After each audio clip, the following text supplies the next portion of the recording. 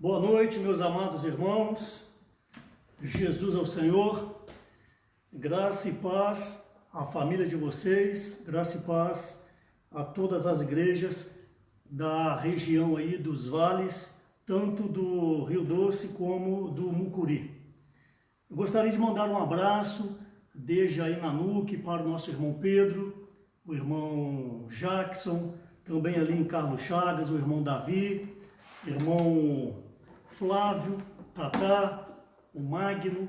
Também os irmãos têm apoiado bem juntinho ali, o Júnior, tem dado um apoio muito grande à igreja, como também agora o Valfrido, o Cleomar. E um abraço aí para todos vocês, o Junão, estou com saudade aí, Junão, apertar sua mão, e todos os demais varões aí, as irmãs, que quando eu vou e me recebem com tanto carinho. Como sempre, eu não ouso falar o nome das irmãs, porque posso esquecer de alguém, e aí nós temos problema. Mas um grande abraço para as irmãs aí também de Carlos Chagas, repito, com tanto carinho me recebem quando eu estou aí. Também Teófilo Otônio, como o irmão Mário, todas as irmãs que têm apoiado também a igreja em Teófilo Otônio. Ali no Vale do Rio Doce, nós temos ali a cidade de Governador Valadares. Mando um abraço também para o Ricardo, o Marcel, o Joselito, o Ângelo, Tarcisão, abraço Tarcísio.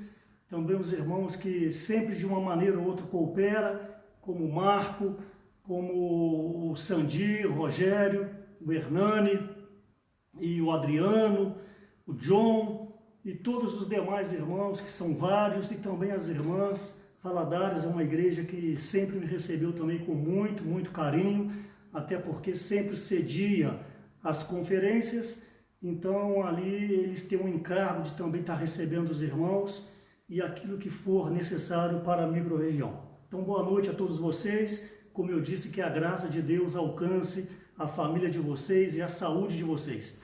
Assim como anteriormente eu tive o coração de dar uma palavra para ali Zona da Mata, e também o Vale do Aço. Obviamente essa palavra ela é aberta, mas eu sinto que eu devo me relacionar com vocês de uma maneira personalizada, até porque já há cerca de 7 anos que eu tenho aprendido a cuidar de vocês e ser cuidado. Fora Manhuaçu eu já conheço os irmãos ali desde 2007, e eu não me canso de falar que foi a primeira missão que o Reinaldo deu para mim. Foi ali por volta de 2006, antes de 2007, 2006, foi a primeira missão que o Reinaldinho passou para mim, para aquela microrregião. Na época eu fui para Alto Jequitibá, também passei Alto Caparaó, Manhumirim e Manhuaçu. Então um abraço a todos vocês, mas essa palavra, essa oportunidade eu dedico aí ao Vale do Rio Doce e também do Mucuri, que vocês possam absorver o encargo e praticar na localidade de vocês. Eu sempre procuro trazer o encargo do que os irmãos têm falado, mas eu tento trazer de uma maneira aplicativa, para nós não ficarmos talvez com uma visão, apenas a visão macro, mas também na localidade. Não que a palavra falada ela não alcança, mas nós que estamos mais perto, às vezes nós sabemos de alguns detalhes, alguma necessidade a mais. Então o sabor dessa palavra tão somente é fazer chegar um pouquinho mais cozinhada com respeito à localidade, no caso a microrregião, ok? Nós não podemos perder o falar profético, o falar apostólico, a linha mestra que está sendo dada para nós. Desde sábado, nós fomos bastante ajudados com respeito à palavra da reconciliação. O irmão Esdras passou, foi a parte 6, se não me engano. E hoje pela manhã, o irmão Pedro falou com respeito a vencedores. Nós precisamos viver a vida da igreja para ser um vencedor. Vale lembrar que a vida da igreja não tem um fim em si mesma. A igreja, é bom vocês, irmãos novos, vocês que se converteram há pouco tempo, ou se ingressaram propriamente dito na igreja há pouco tempo, é bom vocês ganharem esses princípios da palavra. A igreja não tem um fim em si mesma. A igreja é apenas o meio que vai nos conduzir ao reino. Obviamente, ninguém consegue entrar no reino sem passar pela igreja.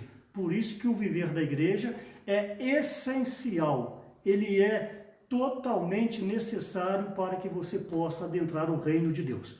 Não adianta você querer o reino sem querer viver a vida da igreja. Neste momento de isolamento social, nós não estamos podendo estar reunindo presencialmente. Por um lado, por prudência, nós temos que cuidar de nós mesmos, é o que a palavra diz, e também por obediência, tanto às autoridades, governadores, prefeitos, e também orientação dos nossos irmãos. Mas assim que esse período passar, você que estava um pouco frio, você que estava um pouco desanimado com as reuniões presenciais, eu gostaria que você atentasse que é impossível entrar no reino sem passar pelo viver da igreja. A igreja não é um templo, a igreja não é um amontoado de tijolos, a igreja não é uma catedral com uma cruz em cima, antes a igreja somos nós. E a igreja é composta de pessoas diferentes, pensam diferentes, culturas diferentes, idades diferentes, gerações diferentes. É aí que está o segredo, é aí que está a majestade, é aí que está o senhorio do nosso Deus. É por meio do viver da igreja que nós, então, temos que aprender a nos relacionar. O item mais difícil do viver da igreja, meus amados irmãos, é o relacionamento. Enquanto eu falo aqui, você vai vendo a sua pessoa, você vai vendo as suas atitudes, as suas ações. É bem verdade que a grande maioria não gosta de se relacionar. Por isso não são poucos que trocam as reuniões ou vai em reunião de tempo em tempo, não tem aquele encargo pelas reuniões, por dois motivos. Primeiro, falta-lhe visão. Segundo, não gosta de se relacionar.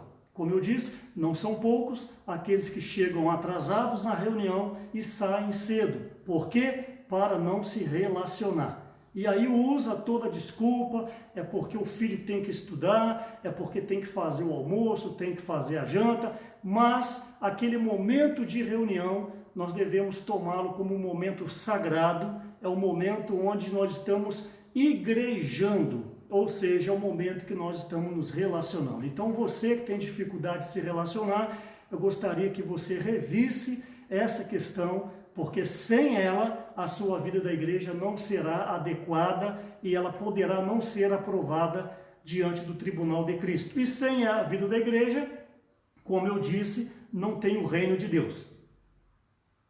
Então, o mais breve possível que essa questão de isolamento passar, que nós possamos então amar as reuniões. Hoje mesmo, um irmão me ligou, até mesmo assim com lágrimas, dizendo que estava com muita saudade das reuniões, e é isso aí mesmo. Eu creio que o Senhor está permitindo, eu não estou dizendo que o Senhor enviou essa questão da pandemia, mas eu penso que Deus permite, que nada acontece sem a permissão do Senhor. Eu penso que isso é uma permissão para que nós valorizemos mais a vida da igreja. Não como uma religião, não como você apenas ir ao local de reuniões, ouvir talvez uma boa palavra, uma bela palavra, colocar sua biblinha na sua mochilinha e vai embora achar que já fez o dever de casa. Não, a vida da igreja começa dentro da sua casa. A vida da igreja, você que é casado, é com seu marido, é com a sua esposa, é com seus filhos. A vida da igreja é o resultado do seu viver familiar. Você não pode ter um viver familiar em um grau espiritual e quando está no local de reuniões, um outro grau espiritual. Com todo respeito, isso se chama hipocrisia. Isso aí é mentir contra o Espírito Santo. Isso é mentir contra você mesmo. Nós precisamos ser genuínos em casa, ser leitores da palavra, ser pessoas que estudem a Bíblia, pessoas que tenham ânimo pela palavra de Deus, pessoas que façam da leitura um dever diário. E não apenas a leitura, mas o desfrute, tocar em Cristo, ver Deus, respirar Deus, sentir Deus falando com você por meio da leitura. Eu temo que muitos não tenham essa experiência. Por isso o desespero da palavra falada pelos irmãos Pedro, Esdras, Miguel, o desespero para que nós achemos o caminho das pedras.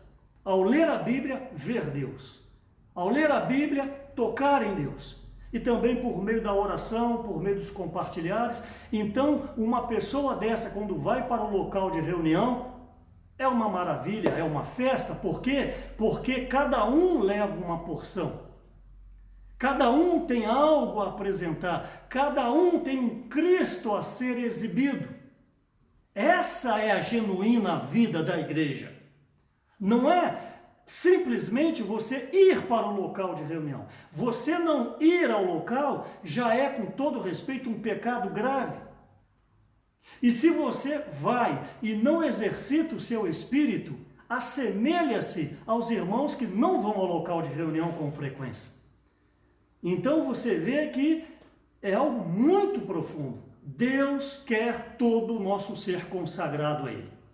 Então, essa introdução é para te encorajar, essa introdução é para você se arrepender, essa introdução é para você primeiramente reconciliar-se com o nosso Deus. Foi a palavra de de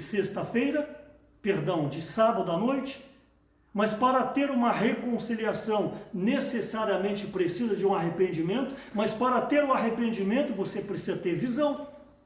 E a visão, repito, é por meio da leitura da palavra, é por meio da oração, é por meio do compartilhar. Se você não gosta de se relacionar, se você pouco lê a Bíblia, se você pouco ora, como que você vai se arrepender? Então você poderá estar indo em um caminho, achando que esse caminho está correto, mas no final este caminho vai levar você para a morte, porque você não vai conseguir achar o Cristo ressurreto por meio deste caminho. Só há um caminho. Sim, o Senhor é o caminho, a verdade e a vida, mas só há um caminho, é o viver genuíno da igreja. Então nessa noite eu quero que você se arrependa, eu preciso me arrepender, nós precisamos amar mais a vida da igreja, ok? Então Nanuque, Carlos Chagas, Teófilo Otônio, governador Valadares, vocês precisam valorizar mais a vida da igreja, valorizar mais os irmãos que Deus deu para vocês, valorizar mais a liderança que Deus deu para vocês, valorizar mais aquela irmã do seu grupo familiar que você está torcendo para ela mudar de bairro, para ela ir para o outro grupo familiar, mas sem ela você não será aperfeiçoado, sem ela você não será aperfeiçoada. Então vamos agradecer os irmãos que estão no nosso grupo familiar. Ok, então eu falei eu acho que foi segunda-feira, eu não me lembro se foi domingo ou segunda, eu falei com respeito à questão do sacerdócio e a realeza, ruminei um pouco mais aquilo que o Pedro Dong falou no domingo retrasado.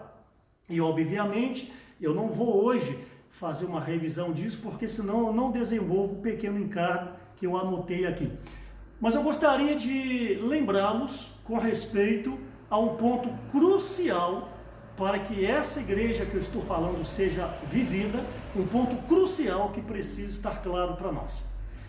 O nosso Senhor Jesus, como Filho unigênito de Deus, nós vimos ali a palavra grega monogenes, que quer dizer, que está ali em João 3,16, que Deus amou o mundo de tal maneira que deu o seu Filho unigênito. Essa palavra unigênito no grego é monogenes, que quer dizer o único, que quer dizer não nascido no tempo. Então esse Jesus unigênito do Pai, que é o Espírito que estava nele, que entrou em Maria em Mateus 1,18, esse Jesus então teve um viver humano nessa terra elevado, o corpo nascido de Maria, nós vimos sobre isso. Ele viveu então uma vida como um homem, mas sem pecado, 100% sem pecado. Então, durante o seu viver nessa terra, ele glorificou o Pai. Então, ele foi à cruz porque a ida à cruz era um mandamento, a comissão, o encargo de Deus Pai para com ele, porque ele precisaria vir derramar o sangue em favor de toda a humanidade, até porque precisaria cumprir a lei de Hebreus capítulo 9, versículo 22, que sem derramamento de sangue não haveria remissão de pecados. Então, como que ele derrama um sangue se ele era o Espírito Santo? Daí então que você precisa entender que ele precisou se encarnar. Está em João 1,14, e o verbo se fez carne e habitou entre nós. Então, para nascer como homem, ele precisava de um vaso, ele precisava de um canal, ele precisava de um meio, falando aqui com todo respeito, e eu espero que você me entenda. Esse vaso, esse canal, esse meio, foi a pessoa de Maria. Maria, uma virgem, uma temente a Deus, uma da linhagem de Davi, uma pessoa exemplar, uma pessoa digna. Mas se não fosse ela, falando com respeito, por favor, se não fosse Maria, era a Penha. Se não fosse a Penha, era a Joaquina. Se não fosse a Joaquina, era a Geralda. Mas Deus precisava de um meio. Então a escolhida foi Maria, uma bem-aventurada para ser mãe do Salvador. Mas o foco não é Maria, o foco é o Espírito Santo que entrou em Maria. Mateus, repito, 1,18. O Espírito Santo, o próprio Deus, entrou em Maria e esta então deu à luz, já falamos sobre isso, nasce o menino, depois se torna um adolescente, uma criança, um adolescente, e depois se torna um jovem e um adulto, e aos 30 anos começa o seu ministério.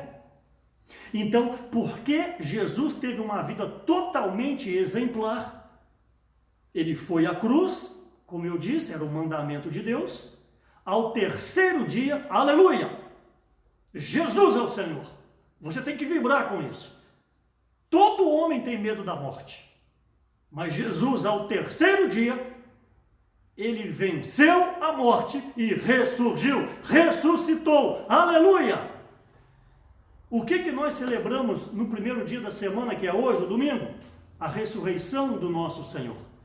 Então, como diz ali em Hebreus 2, ele quebrou, ele destruiu aquele que tem o poder da morte, a saber, o diabo, aquele que detém as chaves do inferno, as chaves do Hades. Jesus, então, quebrou essa barreira e ressuscitou. Quando ele ressuscita, o véu do santuário rasgou-se de cima a baixo, já falei sobre isso, e Jesus transfigurado, então, ressurreto, ele rompe o véu espiritual, não apenas o véu do santuário foi rasgado, mas no lado espiritual, no aspecto espiritual, o Senhor Jesus, ele rompe esse véu e vai para outra dimensão. Que dimensão é essa? A dimensão de onde ele havia vindo quando ele desceu nessa terra, deixando a sua glória, entrando em Maria. Então ele volta para essa dimensão, a dimensão do terceiro céus, que nós não sabemos como é. Paulo teve uma visão, João teve uma visão, e nós, vencedores, Jesus é o Senhor, nós também podemos ir ao terceiro céu. É uma única oportunidade que nós temos, as primícias de Apocalipse capítulo 14, nós fazermos parte das primícias da ressurreição e nós podemos então ver a morada de Deus. Eu digo para você, é a única oportunidade que você vai ter de conhecer a casa de Deus, que é ser um vencedor, parte das primícias.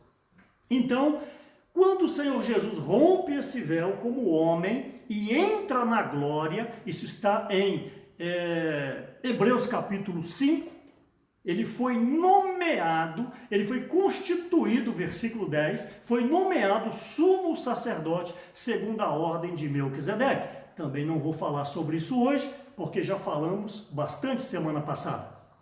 Então o nosso Senhor Jesus agora, ele se torna um sacerdote, o sumo sacerdote segundo a ordem de Melquisedeque, e também recebe a realeza. Isso está em Hebreus capítulo 8, versículo 1.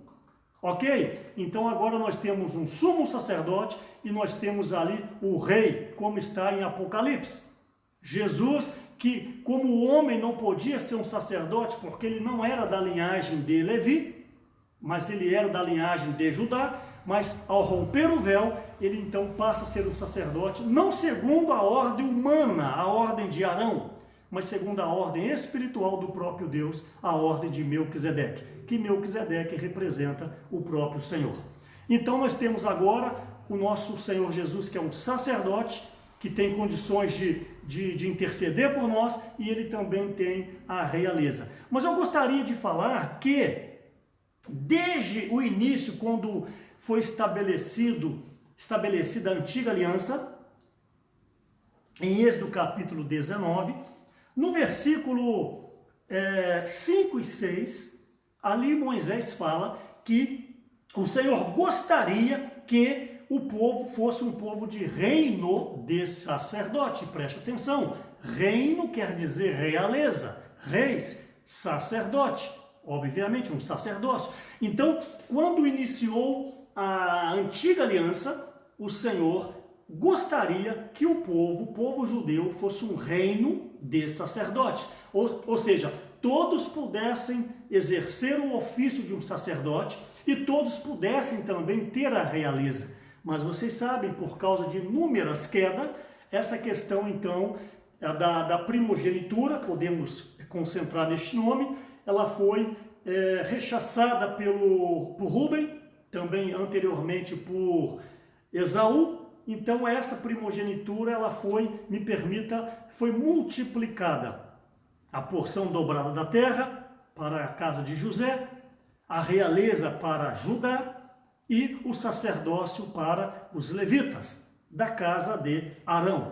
Então agora esses três itens foram subdivididos. Mas Zacarias capítulo 6, vimos também versículo 13, já havia uma profecia que o Senhor, ele juntaria esses dois ofícios em uma única pessoa, que é o reino e o sacerdócio. E ele o fez quando ressuscitou, é o que eu disse agora. Então, nosso Senhor Jesus, de unigênito do Pai, que eu estava falando, você até esqueceu, você acha que eu esqueci, mas eu não esqueci. Ele era o unigênito, a palavra grega monogenes. Então, de unigênito, ele quando rompe o véu e entra aos céus, ele passou a ser o primogênito de Deus. Isso está em Colossenses capítulo 1, versículo 15, que é a palavra grega, nós vimos também, que é prototokos. Tem lugar que tem acento, tem lugar que não tem acento. E eu não sei falar grego, então pode ser prototokos ou prototokos. Cada lugar é de uma maneira. Eu estava pesquisando hoje novamente, alguns sites têm acento, outros sites não têm acento, mas não é importante. Jesus, então, de unigênito, o único, passou a ser o primogênito, o primeiro. E essa palavra grega, prototokos ou protótokos, quer dizer o primeiro em série. Aleluia! Quem é o Senhor? O Senhor protótipo. Quem é o Senhor? O Senhor é aquele que ultrapassou o véu, entrou em outra dimensão, deixou como um bandeirante um caminho aberto para nós, está em Hebreus, deixou um novo e vivo caminho, e agora ele é o primeiro filho de muitos. E esse muito, você está incluído nele. Mas vamos ver hoje que não basta você achar que você já faz parte desses vencedores, para se tornar a procissão triunfante para ser um vencedor. Você tem que querer, e você quer, mas você tem que agir. Este é o problema. Uma das ações, já falei, é viver a vida normal da igreja. Uma das ações é ter um bom relacionamento com todos os irmãos. Você não pode fazer separação de irmãos. Aí em Nanuque, aí em Carlos Chagas, Teófilo Otoni, Valadares, você não pode ter problema com irmãos, em especial líderes. Líder do grupo familiar, líder de jovens, a liderança mesmo específica, os presbíteros, os diáconos, as diaconisas. Você tem que estar bem afinado à liderança, porque a liderança é o governo de Deus. Você pode não aceitar a liderança, é um problema seu. É um problema seu você não aceitar. Mas eu digo, você poderá estar queimando tempo do seu viver da igreja. E naquele dia você poderá ter uma grande surpresa. Já falei várias vezes, você não foi chamado para concordar. Isso não quer dizer que você não possa dar a sua sugestão, desde que a sua sugestão passe pela cruz. Desde que a sua sugestão passe pelo altar. Desde que você esteja preparado para que, se a sua sugestão for recusada, você não guardar mágoa no coração. Você, minha irmã, gosta de falar muito. Tudo você sabe. Tudo você dá a sua opinião. Tudo você faz comentário dos irmãos. Cuidado com a sua língua. Você poderá estar pecando, fazendo coisas para Deus e sendo reprovada. Tem que ser mais humilde. Tem que ser mais esvaziada.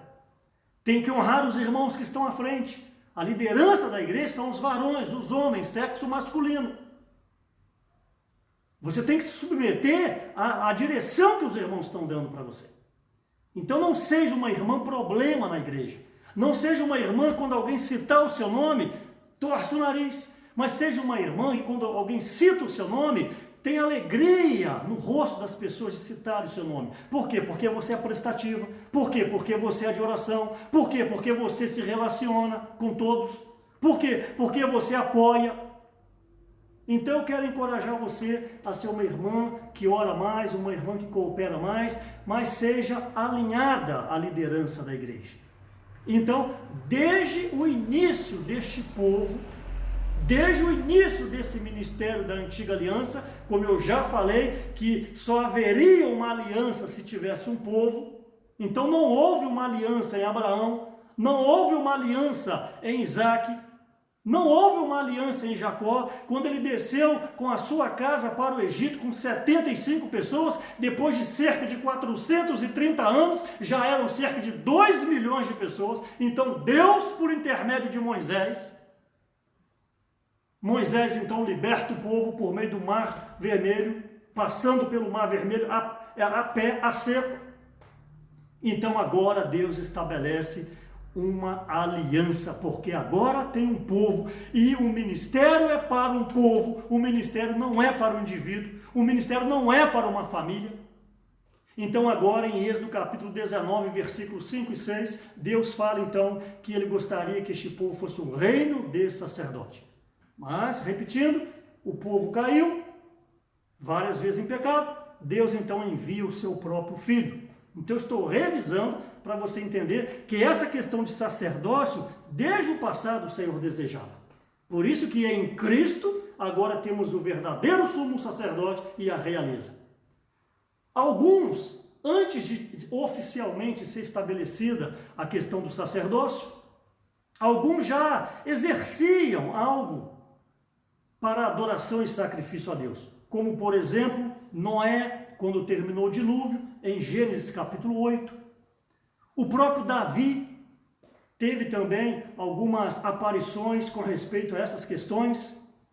Salomão também. Elias também sacrificou ali num evento os profetas de Baal. Vocês se recordam bem? E o próprio Jó, capítulo 1, que ele oferecia também a Deus pelos pecados dele e dos seus filhos. Mas depois, quando veio mesmo a questão da lei, os estabelecimentos, Deus então, por meio de Moisés, fala que esse ofício seria para os levitas, em especial a casa de Arão. Todos os levitas, a tribo de Levi, não teria herança nessa terra. A herança deles era o Senhor. E quem que mantinha essa tribo? Os dízimos das demais tribos. Todas as tribos tinham que dizimar, e o valor desse dízimo era para manter a tribo de Levi, porque eles não poderiam trabalhar em nada deste século, porque eles tinham que dedicar-se 100% para a obra do Senhor. Eu fui chamado para servir ao Senhor de tempo integral em 2005. Já tem 15 anos. Não tenho tempo. Já falei 29 minutos. Mas o Reinaldo me chamou 2 vezes. 2003, se não me falha, 2002, E eu falei, Reinaldo, querer eu quero, eu não tenho coragem. Trabalhava com medicamento, representante comercial. Graças ao bom Deus tinha o meu dinheirinho mensal, tinha talão de cheque, tinha 2 carros, tinha motocicleta, tinha uma boa casa em Cachoeiro Itapemirim. E eu não aceitei. E o Reinaldo, quem conheceu o Reinaldo não força a barra. E em 2005 ele chama novamente, e aí eu não resisti. O meu testemunho é bem longo, eu não vou contar aqui. Eu não resisti e então deixei o meu trabalho secular e comecei a servir a obra. Eu até gostaria de continuar trabalhando com o medicamento, mas o Reinaldo sabia que, como Moisés falou, não podia deixar nenhuma unha para trás. Se deixa uma unha para trás, você vai voltar para buscar e o faraó te pega.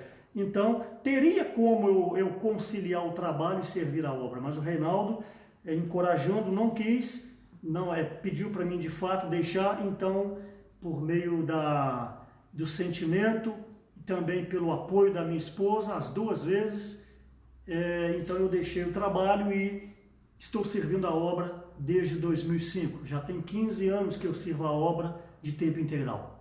Reconheço que sou devedor, reconheço que eu poderia me empenhar mais, reconheço que eu poderia me doar mais, mas o Senhor está trabalhando em mim, o Senhor está aperfeiçoando ainda, é um eterno aprendizado. Mas, de todo o coração eu digo, a minha alegria é estar com vocês. Eu não tenho maior alegria, irmãos, isso é um testemunho vivo, é de estar com os meus irmãos. Amo demais vocês aí, seja essa micro-região que eu estou falando, como todo o Vale, toda a Zona da Mata e o Estado do Espírito Santo, que tanto me acolhe, todas as igrejas, desde São Mateus, o norte do estado, até Marataízes, Presidente Kennedy, o sul do estado, como a região serrana, Conceição do Castelo. Morei em Cachoeiro muitos anos, servi na igreja junto com os meus amados irmãos ali, Eduardo, irmão Alexandre, os irmãos mais da antiga, depois veio o Fernando, o Messias, o Pereira, o Gessé, o Rodrigo, mas desde ali, 1992, quando eu comecei a conhecer a igreja, conheci o Senhor, que é uma igreja também que eu tenho muito carinho por ela. E sem falar as demais igrejas, que todas me recebem muito bem. Então, meu coração está servindo a vocês. Então, o levita, ele não poderia ter um trabalho secular. Ele tinha que ser integralmente para a obra. Daí a importância do sócio do Evangelho. Quando você oferta para o sócio do Evangelho, você está cooperando com os irmãos que servem a obra, você está cooperando com obreiros, você está cooperando com colportores, você está cooperando com a propagação do Evangelho. Por isso eu gostaria de relembrá-los, embora não estejamos fisicamente, mas não deixe de ofertar para o fundo da obra, ligue para a liderança, vê como que você pode ofertar, mas não deixe esse encargo das ofertas pararem, bem como também os dízimos.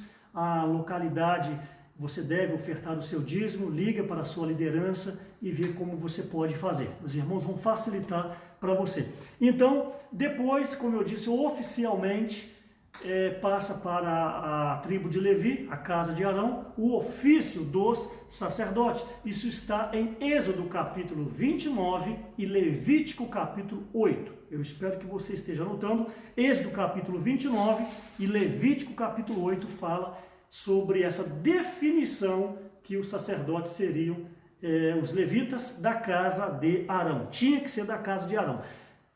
No entanto, ainda não era uma coisa assim, casa da mãe Joana. Mesmo sendo um levita, ele não poderia servir no átrio, porque a partir do véu, só a casa de Arão, os sacerdotes que entravam ali para ter os seus turnos, para cuidar do candelabro, cuidar da mesa dos pães, cuidar do altar de incenso, e Arão também, e Arão uma vez por ano poderia adentrar o segundo véu, que é o Santo dos Santos, uma vez por ano, não vou falar sobre isso, mas os levitas tinham seus trabalhos no átrio. Mas, segundo Levítico capítulo 21, se tivesse algum defeito Ali, obviamente, refere-se a defeito físico, mas hoje você não pode olhar para essas questões físicas, mas espirituais. Levítico 21 fala, não poderia ser cego, não poderia ter impinge, não poderia ser anão, não poderia ser corcunda.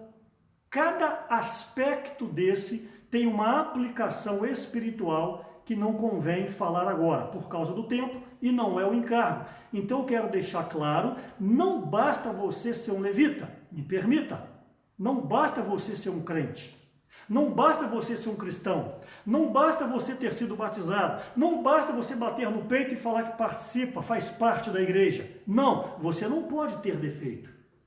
Esse defeito, aplicando, ele diz muita coisa, rancores, inveja, ambição, orgulho, soberba, raiz de amargura.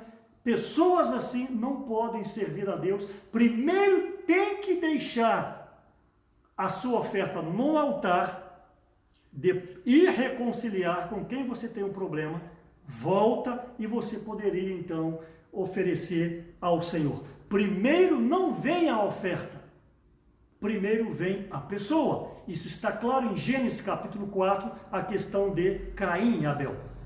Falei semana passada, primeiro Deus viu a pessoa de Caim, não aceitou, obviamente rejeitou a sua oferta. Deus primeiro viu Abel, Deus aceitou, como consequência aceitou a sua oferta. Então não fica aí cuidando de criança, com todo respeito, não fica aí ficando em recepção, não fica aí tocando um belo violão, uma bela guitarra, uma bela bateria, um belo saxofone, um belo violino. Eu não conheço mais instrumentos musicais. Não fique aí dando um showzinho à parte, com problema com liderança. Você está perdendo tempo. Não fica aí com problema com liderança, quando marcam aperfeiçoamento você não vai, não gosta de ler livro. Não é um com que os profetas, os apóstolos estão falando. E chega no local de reunião, coloca a mão no serviço.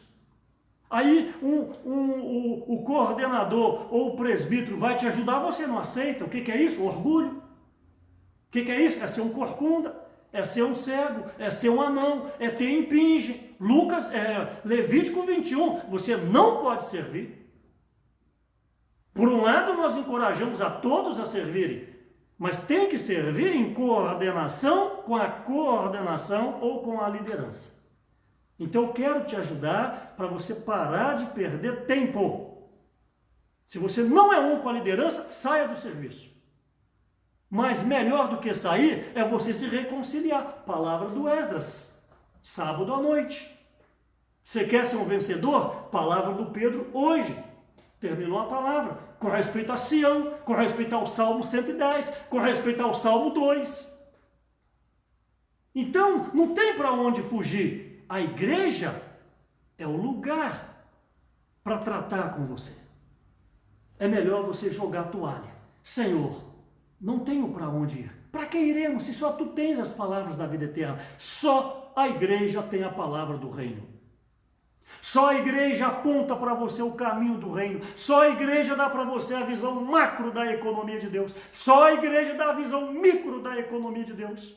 Por meio do livro de João 14, 15, 16, 17 e por meio de todo o livro de Hebreus. Então, esse sacerdote, ele era da casa de Arão, no caso, um levita. Eu gostaria então agora de tatear um pouco mais os deveres de um sacerdote. Eu gostaria de deixar claro para você que, espero que você me entenda, sacerdote ainda é uma palavra, a palavra do Antigo Testamento. Eu não estou dizendo que não existe a sua aplicação, mas sacerdote é uma palavra do Antigo Testamento, tanto é que, fora o Antigo Testamento, você só vai achar na Bíblia a palavra sacerdote no livro de os 4 evangelhos, no livro de Atos e Apocalipse. Por quê? Fora o Antigo Testamento. Porque os 4 evangelhos e Atos ainda era uma transição do Antigo Testamento, a Antiga Aliança, para a Nova Aliança, para o Novo Testamento. Ainda era uma transição. Quando Jesus viveu na época dos sacerdotes. Quando Paulo se converte e tem ali todo o livro de Atos, havia ainda ali o viver judaico, as sinagogas. Então, obviamente, tinham sacerdotes. É tratado também em Hebreus, fazendo menção de Jesus como sumo sacerdote segundo a ordem de Melquisedeque. E é tratado em Apocalipse, porque fazendo menção desse sacerdócio eterno do Senhor Jesus. Está claro isso? Mas nas epístolas mesmo, fora Atos, os Evangelhos, Hebreus e Apocalipse, nas epístolas mesmo, você não vê ali, pelo menos eu não vi, se eu cometer algum equívoco, você me perdoa. Mas não há essa questão do sacerdote. Mas há a questão do ministro. Você, por outro lado, não vai achar a palavra ministro facilmente nos evangelhos. Você acha em duas oportunidades. João 18:36 e Lucas 1:22. João 18:36, Jesus, em outras palavras, fala: se o meu mundo fosse dessa terra, que ele não é, Deus enviaria, não me recordo como que está escrito lá, ministros, olha a palavra ministros, e não deixaria que ele fosse crucificado. Esses ministros são os próprios anjos. E Lucas 1:2, onde ele faz uma narrativa, porque Lucas não viveu num tempo de Jesus, Lucas então fez uma narrativa e fala para Teófilo que os ministros da palavra, então fazendo uma menção do Novo Testamento e não do Antigo Testamento. Então, o ministro hoje, por isso que o tema geral da conferência, o ministro da Nova Aliança, o ministro, ele está no lugar do sacerdote. Mais ou menos, só para você entender. Ok? Então, pois bem, se você pega o apóstolo Paulo, por exemplo, Paulo foi feito ministro. Se você abrir a sua Bíblia, por favor, Atos 26, Atos capítulo 26, ó Senhor Jesus, falei 40 minutos. Atos 26, versículo 16, diz o seguinte: o Senhor falando, mas levanta-te e firma-te sobre teus pés, porque por isso te apareci para te constituir ministro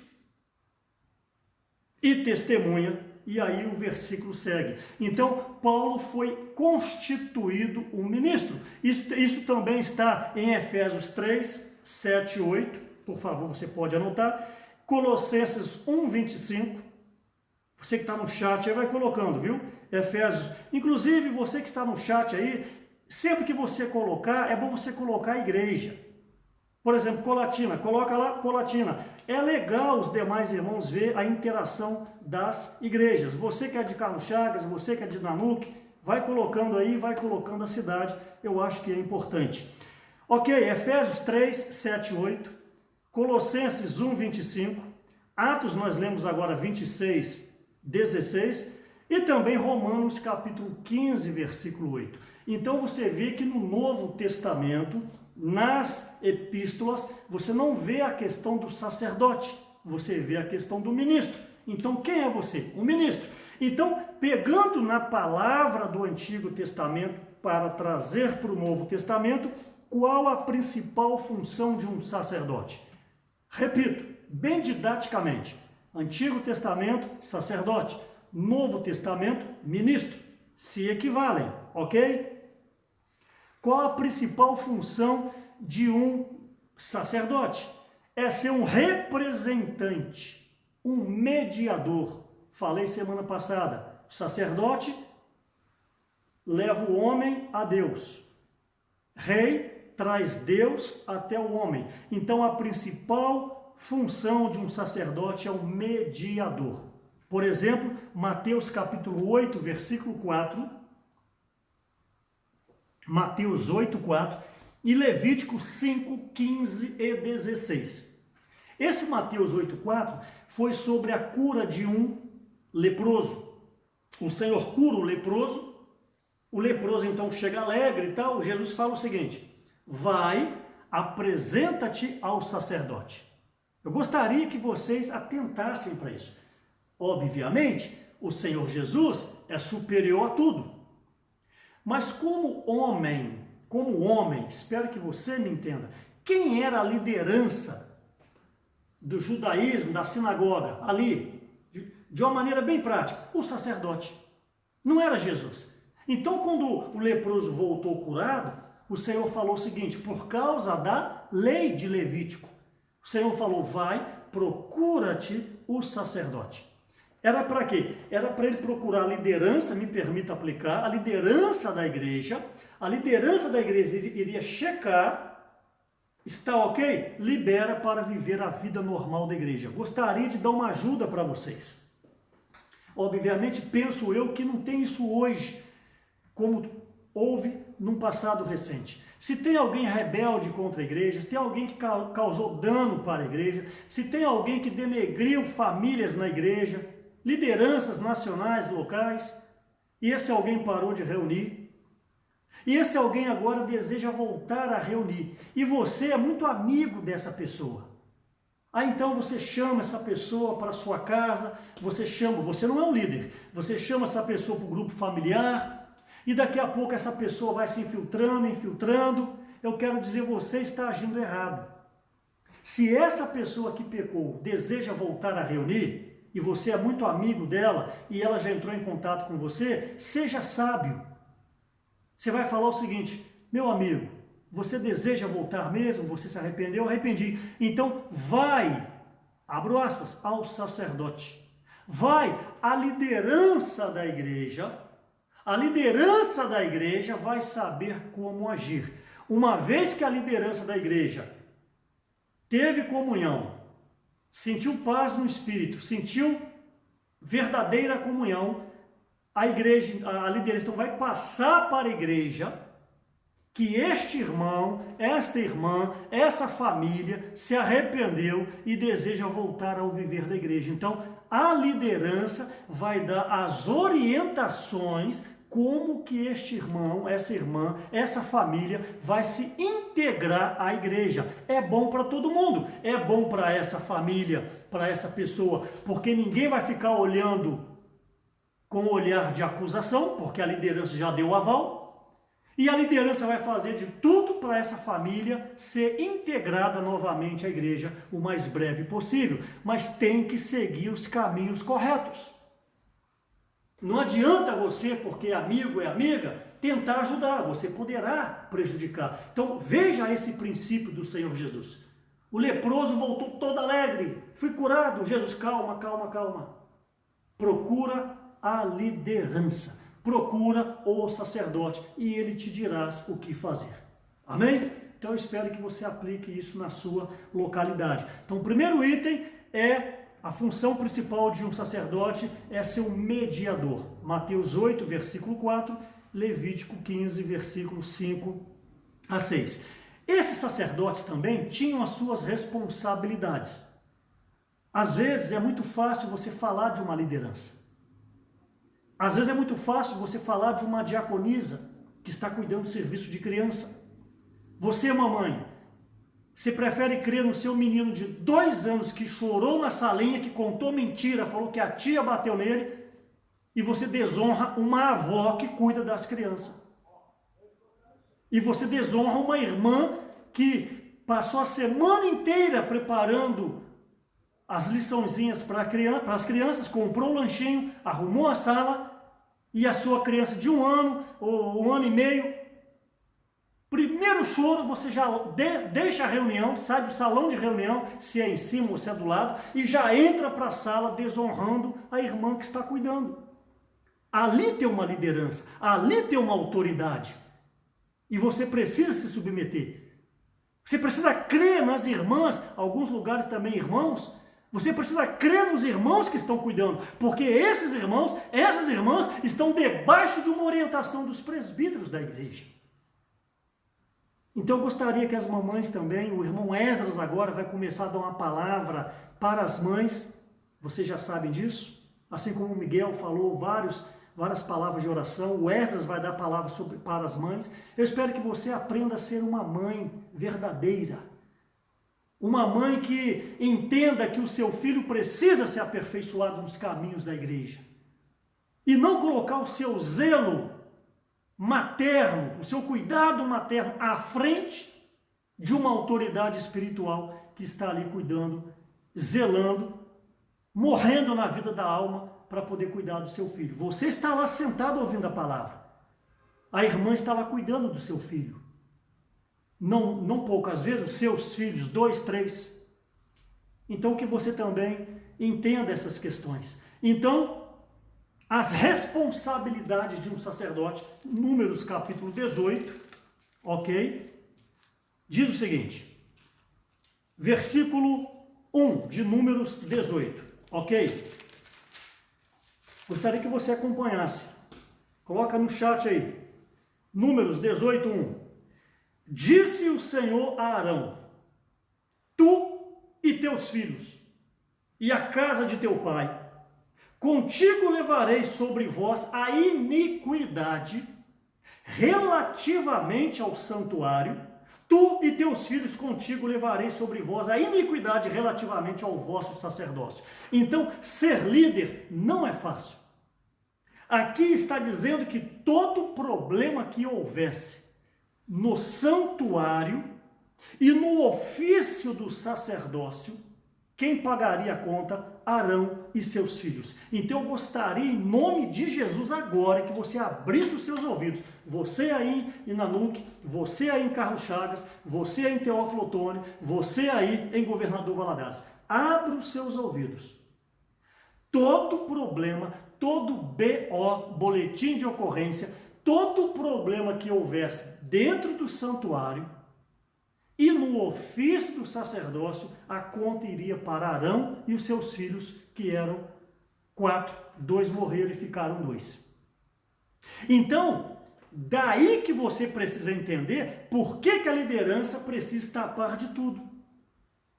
Um presbítero, segundo Atos capítulo 20, versículo 28, ele é um supervisor.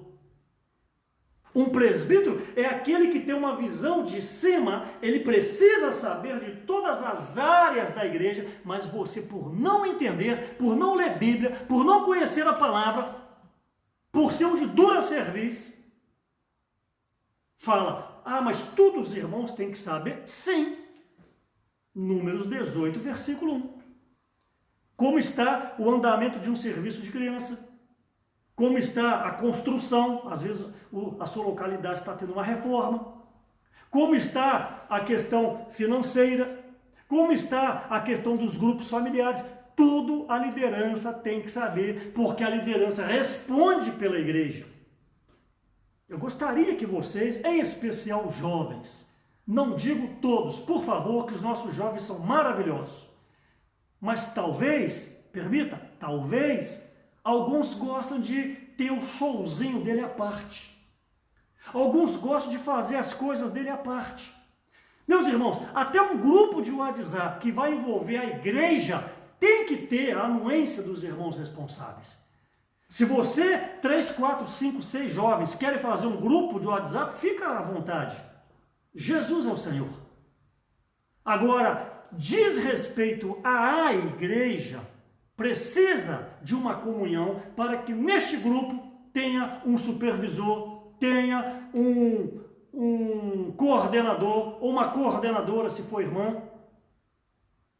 Eu gostaria que vocês lessem melhor Números capítulo 18 todo, e vocês vão ver a responsabilidade de um líder. Ser líder não é fácil, o Otmani já falava, só deseja ser líder quem não sabe o que é uma liderança. Porque eu tenho absoluta certeza, a grande maioria dos líderes, se você fosse perguntar, eles não queriam estar na função que eles exercem. E eu sou um deles.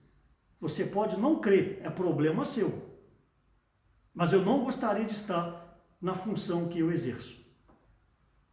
Ó Senhor Jesus. Ok, responsabilidade. Você observa que em Levítico capítulo 10, Nadab e Abiú, 2 filhos de Arão, sumo sacerdote, ofereceram fogo estranho. Eu não vou aqui entrar nessa questão de fogo estranho,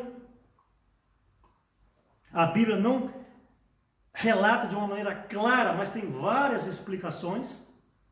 O que aconteceu? Foram queimados, foram fulminados, filhos de Arão. Nas coisas espirituais, Deus não vê o seu sobrenome, Deus não vê a roupa que você veste, Deus não vê a conta bancária que você tem. Antes, o Senhor é justo. Mesmo peso, a mesma medida, é o que está em Deuteronômio capítulo 1.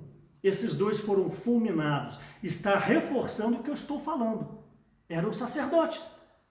O que ocorreu de errado, eles pagam a conta. O que ocorrer de errado na igreja, a liderança vai pagar a conta. Por isso que numa igreja tem que ter presbíteros, os irmãos responsáveis, tem que ter os diáconos, as diaconisas, irmãos de serviço e as irmãs de serviço, e os coordenadores, líderes de grupo familiar. Agora você entende por que a igreja em cada departamento tem que ter líder que são de extrema confiança da liderança, pessoas que exercitam o Espírito. Ok? Você sabe que Lucas 12:48 fala: ao que muito é dado, muito será cobrado.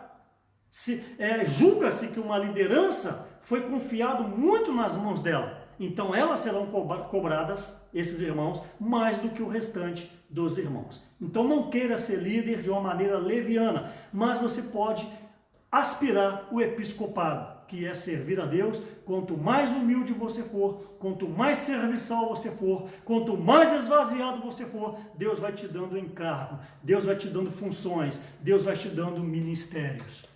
Então, almejar o episcopado é algo santo, é algo louvável, mas não ambicione ser líder, isso já toma uma outra extremidade e não agrada ao Senhor. Então, nós vemos que em Lucas 12:48, ao que muito é dado, muito será cobrado. E eu gosto muito de João capítulo 15, versículo 22, que diz o seguinte, João capítulo 15, versículo 22, preste atenção. Se eu não viera, Jesus falando, nem lhes houvera falado, pecado não teriam.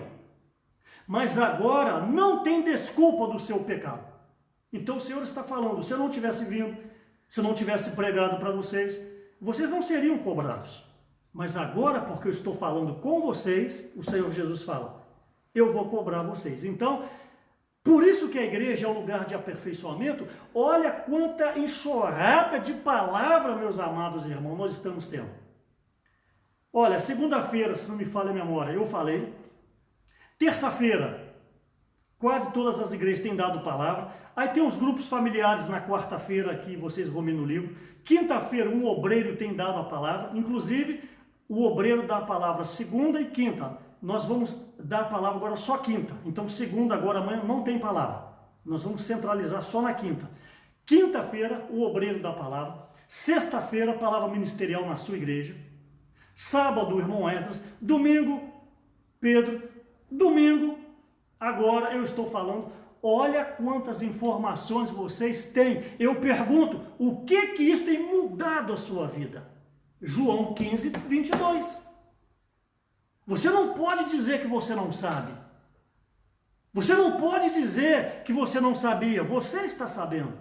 Então Deus vai te cobrar. Ok? Então nós vemos que essa função primordial de um sacerdote, que é ser o mediador, e eu mostrei as responsabilidades que ele tem. Ok? As funções secundárias de um sacerdote. Lembra? Sacerdote, ministro.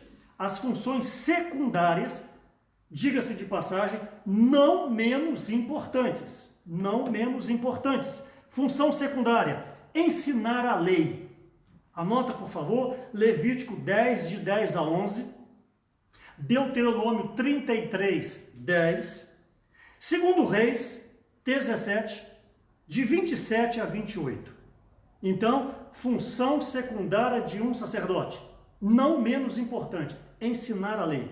Também ele lidava com a jurisprudência. Você que é advogado, você entende muito bem isso. Você que é promotor, como Marco aí em Valadares. O sacerdote também entrava nessa área. Deuteronômio capítulo 21, versículo 5.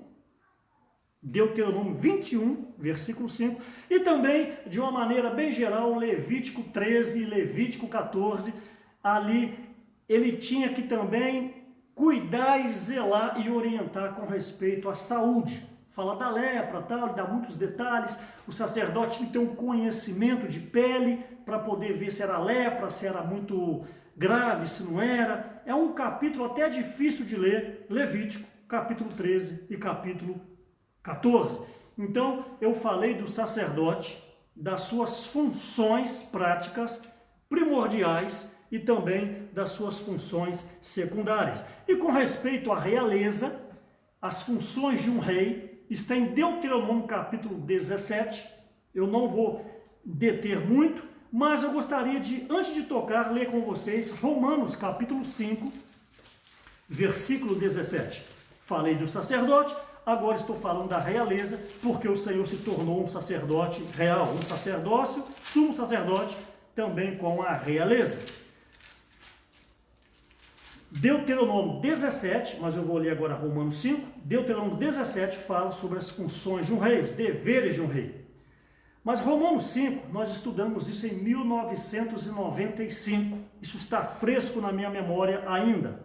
Romanos capítulo 5, versículo 17 diz: se pela ofensa de um e por meio de um só, reinou a morte, muito mais os que recebem a abundância da graça e o dom da justiça reinarão em vida. E o versículo continua. Tema da conferência de 1995, Romanos, reinando em vida. Era o tema geral. Então aqui você vê reinarão em vida. Então, Deuteronômio capítulo 17 fala das atribuições de um rei. Estou fazendo ligação à realeza. Por favor, versículo 15.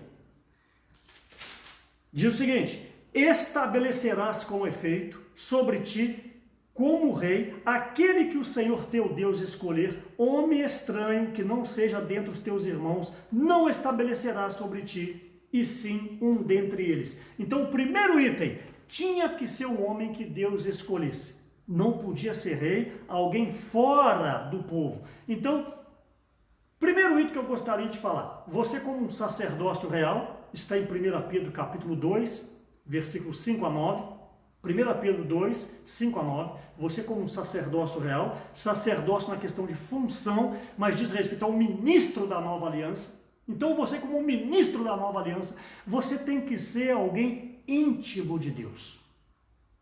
Para ser rei, não podia ser alguém estranho, mas tinha que ser alguém íntimo de Deus. Então, qual é o grau da sua intimidade com o Senhor, eu te pergunto? Meus irmãos, nessa noite eu quero te induzir a ler a palavra, induzir a comer a palavra, induzir a beber a palavra. Só tem intimidade com Deus quem lê a palavra. Não adianta você ser só de oração. Eu não vou entrar em detalhes aqui, o iletrado que de fato não sabe ler. Mas se você é só de oração, você pode ser um espiritual sem a base da palavra. E por outro lado, não basta você só ler a palavra se não é de oração, porque você vai ganhar a letra, mas não tem a oração que é o falar de Deus. Então, eu quero te encorajar nessa noite para ser íntimo de Deus, para poder reinar em vida com a realeza que o Senhor Jesus te deu. Você precisa ser alguém íntimo, alguém perto, alguém dentre o povo, alguém que vive a vida da igreja. Fora isso, você é alguém de fora, pode ter capacidade, pode ter eloquência, pode ter sobrenome, pode ter cursos, pode ser doutor, mas falta ali a intimidade com Deus, e a intimidade com Deus vai levá-lo a ter intimidade com a igreja, em especial com a liderança da igreja. Se você não se bica com a liderança da igreja, você não poderá reinar em vida. Sempre vai lhe faltar algo. Deuteronômio 17, versículo 16, não multiplicar, o rei não podia multiplicar para si cavalos e nem voltar para o Egito. Isso tem muita aplicação no Antigo Testamento. Mas passando para o Novo Testamento, é você não querer a segurança no mundo. Cavalos, na época, era sinal de um poderio militar muito grande. E voltar para o Egito é fazer aliança com o mundo. Então, para ser alguém que reina em vida, você não pode depositar no mundo a sua confiança, buscar a segurança no mundo. Deixa as reuniões para trabalhar final de semana, trabalhar feriado por causa de uma nota de 100, por causa de R$1.000, porque você quer ver a poupança gorda, para olhar para ela, agora o meu celeiro está cheio, a minha alma pode se fartar. Louco, esta noite pedirão a tua alma. Então, um rei não poderia voltar ao Egito, nem multiplicar para si cavalos. Versículo 17 de Deuteronômio 17. Não multiplicar mulheres, prata e ouro, para não desviar o vosso coração. Você sabe o que ocorreu com Salomão. Salomão, um homem sábio, Deus deu uma sabedoria tremenda para ele, fez tudo errado. Voltou para o Egito, multiplicou cavalos, casou com várias mulheres. No final da sua vida, o seu coração, perto do final da sua vida, o seu coração estava desviado. Cada mulher que vinha, não é mulher feminino, sexo feminino, eu não estou aqui rebaixando as mulheres, mas de fato foi isso, mas hoje não é isso. Seja homem ou seja mulher. É não buscar prazeres deste mundo, que vão desviar o seu coração, vão roubar o lugar de Deus, vai te fazer ser seco. Tem tudo, tem dinheiro, tem bens, tem posição, tem cartão de crédito, tem talão de cheque, tem euros, tem dólares, tem muito dinheiro, mas está frio espiritualmente. E se serve a igreja, qual é a qualidade do seu serviço? Você é um com a obra? Você é um com os obreiros? Você é um com a liderança dos irmãos responsáveis? Ou você quer fazer o seu showzinho? Você quer mostrar que você é o melhor na igreja, mas não se bica com a obra, não se bica com a liderança da igreja? Qual é o seu serviço, meu amado irmão? Que você seja mais humilde, mais esvaziado, porque deste é o reino dos céus. Versículo 18. Ter um traslado da lei, o rei tinha que ter a Bíblia, me permita aplicar, e não só ter como ler, versículo 19, para aprender a temer o Senhor.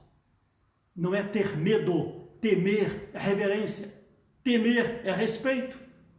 Então, para ser um rei, tem que ler Deuteronômio 17. Para ser um rei hoje, reinar em vida, você tem que aplicar essas questões hoje no Novo Testamento. E o versículo 20 do capítulo 17 de Deuteronômio: não se elevar sobre seus irmãos. Você que está servindo a igreja, você que é um obreiro, temos aí o Joselito, temos aí o Flávio, no Espírito Santo temos o Célio, temos o Clidenor, o Jean, o Marcelo, temos vários obreiros na região 6, louvado seja Deus. Temos os cooperadores. Se você está numa função dessa, cuidado para não elevar o seu coração, achar que você é o melhor. Ser um obreiro não quer dizer que é melhor do que o outro irmão. Um obreiro tão somente foi chamado para servir as igrejas, mas se ele não exerce a função de um obreiro, ele não é um obreiro de fato. Ele pode ter a nomenclatura obreiro. Por isso eu quero encorajar todos os obreiros a se dedicarem à igreja, às igrejas, se consagrarem em favor das igrejas, amarem as igrejas, pensar na igreja, sonhar nas igrejas, apacentar as igrejas. Essa é a comissão. Lembra, ao que muito é dado, muito será cobrado. Então, para ser um rei, tinha que ter uma regra de Deuteronômio 17. E hoje só reina em vida, como Romanos 5 mostrou, se você tiver esses princípios. Passando para o final, eu quero lembrar de Eclesiastes 11:9. Deus vai pedir contas de todo o nosso viver. Eclesiastes 11:9. Deus vai te pedir contas. Chegando para o final, o Pedro ainda falou sobre isso hoje. Tudo isso é para quê? Quando o seu entra o véu, se torna um sumo sacerdote e toma a realeza, a majestade, Hebreus 8:1. Tudo isso é para que a igreja seja edificada, mas a igreja edificada, eu disse no início, ainda não é o fim. Através da igreja edificada é que Cristo vai encabeçar todas as coisas. Cristo vai encabeçar todas as coisas, esse é o propósito de se tornar um homem. Ele vai encabeçar tudo por meio da igreja. E a igreja é você. Então, se você não se santificar, se você não se edificar, se você não cooperar com todas essas palavras que eu estou falando, a igreja não será edificada e Cristo não poderá encabeçar todas as coisas. Mas o tempo está passando, com você ou sem você. Isso vai acontecer. Então é melhor você e eu nos ajustarmos à palavra de Deus, abrir mão da vida da alma, do ego, do que você pensa, o que você acha. Então Cristo vai encabeçar todas as coisas. Efésios 1:9 fala, convergir nele, versículo 10 também, convergir nele todas as coisas. Efésios 1:22, e Deus o deu à igreja. Então Cristo, para que por meio da igreja ele possa encabeçar todas as coisas. E esse viver da igreja é um viver de bordar as vestes. Pedro falou hoje de manhã, Salmo 45. Você creu, foi batizado, é um salvo, é um filho de Deus, ótimo. Mas, para você reinar, as suas vestes precisam ser bordadas. Salmo capítulo 45, você pode ler depois o versículo 13 e 14. E bordar as vestes não é fácil. Eu li a semana do alimento diário, eu não estou com ele em mãos aqui, a semana 3 que vai entrar amanhã. Já li, fiz um pequeno comentário, passei no grupo de labor de Vila Velha. Ali vocês vão ver, acho que no sábado, fala que Deus permite tribulação na sua vida, dificuldade na sua vida, para te moldar. Às vezes tem algum ocorrido na sua vida que você não entende.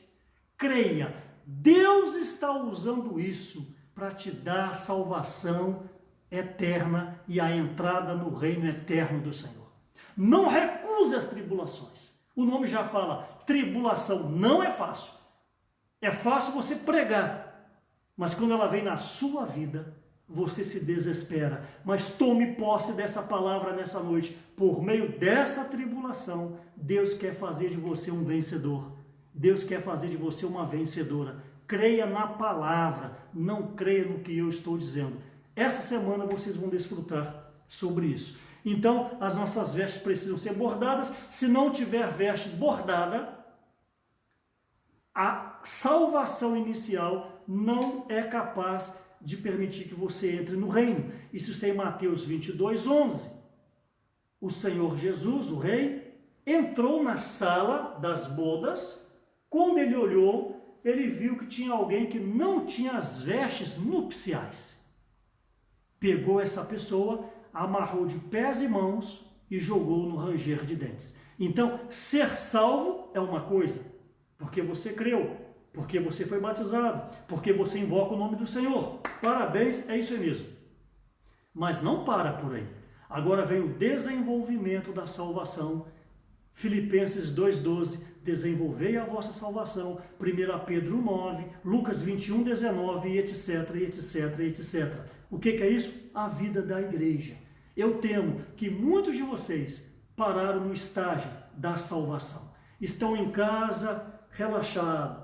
Tem reunião, vai naquela que quer, chega atrasado, partir do pão 9 da manhã, você chega 9h33, perdeu o louvor, perdeu a oração, perdeu a comunhão, perdeu o abraço.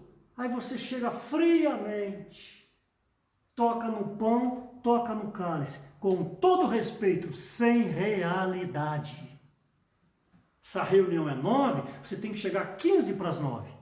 Para quê? Cooperar, abrir uma janela, catar o papel do chão, catar o copo do chão, ligar o ventilador, aquecer o espírito, oferecer o Cristo que você desfrutou durante a semana. Isso é uma vida da igreja normal, mas é você que só chega atrasado na reunião. Toda reunião já sabe quem vai chegar atrasado. Toda reunião, a fulana vai chegar atrasada, aquela família vai chegar atrasada, vai sentar atrás do local de reunião, à esquerda ou à direita. Os irmãos estão pedindo, por favor, chegue para frente, e você é birrento. Lá atrás, quase nas trevas exteriores, o que é isso? Coração duro. Sim, fica chateado comigo, o problema é seu. Eu estou aqui como um ministro falando que o problema é seu. Você tem que aprender a ser mais humilde. O seu pescoço, a sua cerviz é muito dura. Teve alguém com a cerviz dura que Deus teve que tocar na sua coxa. Esse alguém foi Jacó e se tornou um coxo o resto da vida. Não seja alguém lembrado como alguém que Deus teve que tocar para quebrar a dureza do seu coração. É mais fácil se humilhar e falar como Maria: eis aqui a serva do Senhor. Seja como aquele centurião: Senhor, uma só palavra sua. Mas há muitos irmãos cabeça dura. E é por isso que a igreja não avança. Porque vida da alma. Que o Senhor possa ter misericórdia de nós. Então, falei 1h15, penso que 3 minutos eu termino. Então aqui tem que ter a veste nupcial para poder entrar no reino de Deus. Nós estamos no ministério de João. O Senhor só revela esse ministério, a parte mais profunda, quando o traidor saiu. João 13, ficaram 11, e para os 11 o Senhor então falou do plano macroeconômico, que nós lutemos para fazer parte desses 11, como Pedro falou hoje, que sejamos Sião. Jerusalém, em tipologia, é toda a igreja. Sião é a parte forte da igreja, porque quando Davi foi guerrear, era a fortaleza dos jebuseus. Davi então derrota e faz dali a cidade de Davi, que quer dizer a fortaleza de Davi. Sião é a parte forte da igreja. Lute, você aí na NUC. Não importa o número de irmãos, viu, Jackson? Viu, Pedro? Viu, irmãs e os demais irmãos? Não importa o número de irmãos, sejam Sião em Nanuque. Seja Sião em Carlos Chagas, em Teófilo Otônio e também Governador Valadares. Sião é a parte forte. E nós precisamos de ter muita empatia se quisermos ter o ministério da reconciliação, como 2 Coríntios fala para nós. E para finalizar, eu quero tocar em um versículo de Lucas 10. Eu estou parado em Lucas há muito tempo desfrutando. E vocês conhecem a parábola de Lucas 10 sobre o bom samaritano. Sobre ali que um homem, a partir do versículo 25, um homem, ele pergunta ao Senhor o que devia fazer para ser salvo, entrar no reino. O Senhor falou o seguinte: ama o teu próximo. Aí ele perguntou: quem é o meu próximo? Aí vem a parábola a partir do versículo 30. O Senhor começa a dizer que um homem descia de Jerusalém para Jericó. Não fala quem é esse homem. Só que este homem foi pego pelos salteadores, pelos ladrões. Os ladrões o roubaram e bateram muito nele e jogaram ele na estrada semi-morto. A palavra diz que passou um sacerdote, olha bem, que era alguém que deveria ajudar, passou um sacerdote. Quando o sacerdote viu o homem caído, passou de canto, foi embora.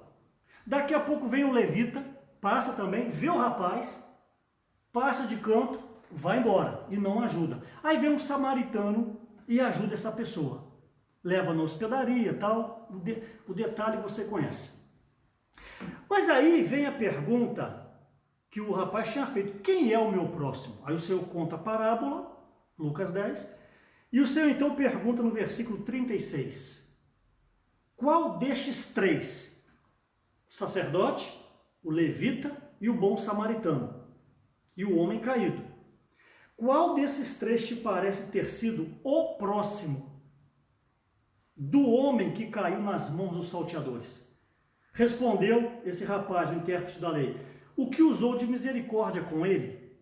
Então Jesus falou: vai e procede tu de igual modo. Até aí, não tem dificuldade para entender.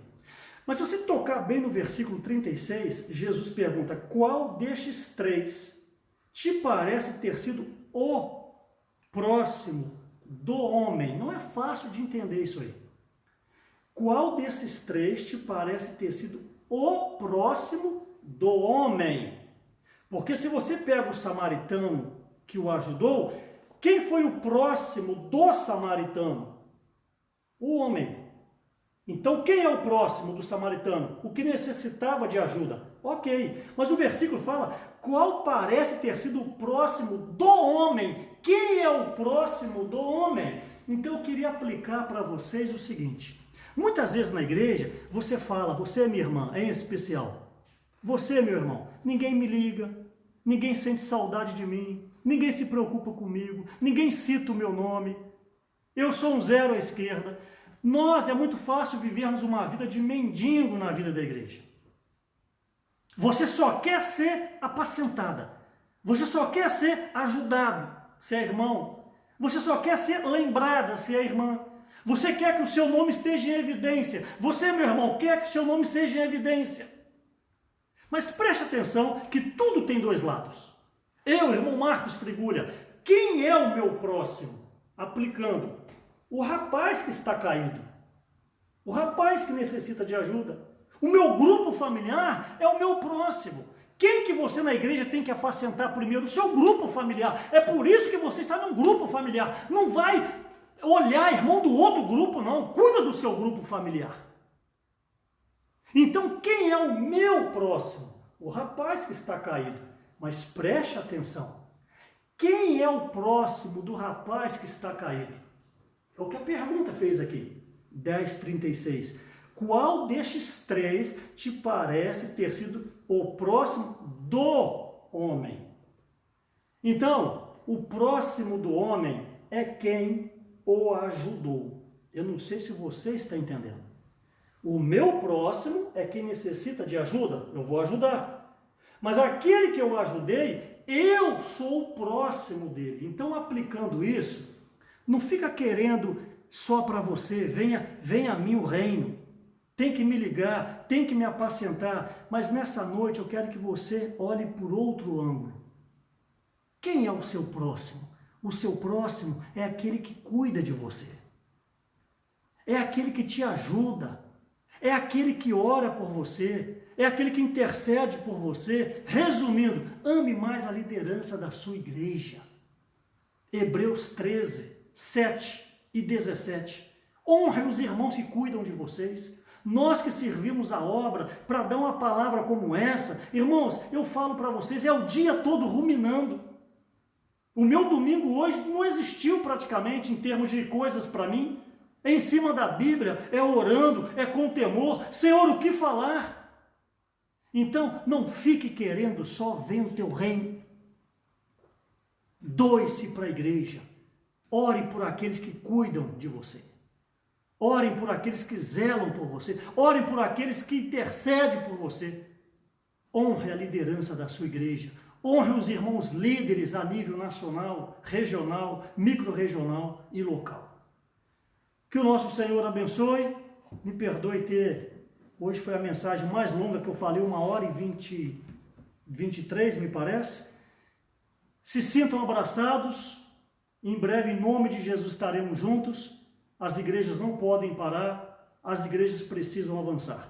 Senhor, em teu nome eu quero abençoar Nanuque, eu quero abençoar Carlos Chagas, eu quero abençoar Teófilo Otônio, quero abençoar Governador Valadares.